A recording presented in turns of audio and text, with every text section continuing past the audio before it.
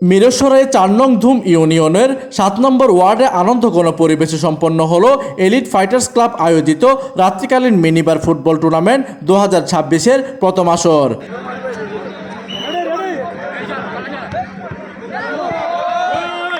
উক্ত টুর্নামেন্টের শুরু থেকে শেষ পর্যন্ত স্থানীয় ক্রীড়াপ্রেমীদের উপচে পড়া ভিড় এবং সুশৃঙ্খল আয়োজন সকলের দৃষ্টি কেড়েছে।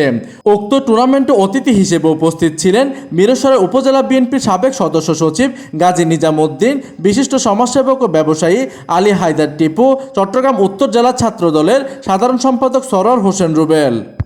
এইদিকে আয়োজক কমিটির আন্তরিক প্রচেষ্টা ও দক্ষ নেতৃত্বের কারণে কোনো প্রকার বিশৃঙ্খলা ছাড়াই টুর্নামেন্টটি সম্পন্ন হয়। আমন্ত্রিত অতিথিরা তাদের বক্তব্যে তরুণ সমাজ ও অপসংস্কৃতির থেকে দূরে রাখতে এই ধরনের ক্রীড়া প্রতিযোগিতার গুরুত্ব তুলে ধরেন এবং এলিট ফাইটার্স ক্লাবকে এই চমৎকার আয়োজনের জন্য ধন্যবাদ জানান। প্রতিনিধির তথ্য ও পাঠানো চিত্রে ডেস্ক নিউজ, দিগন্তের বার্তা 24, চট্টগ্রাম।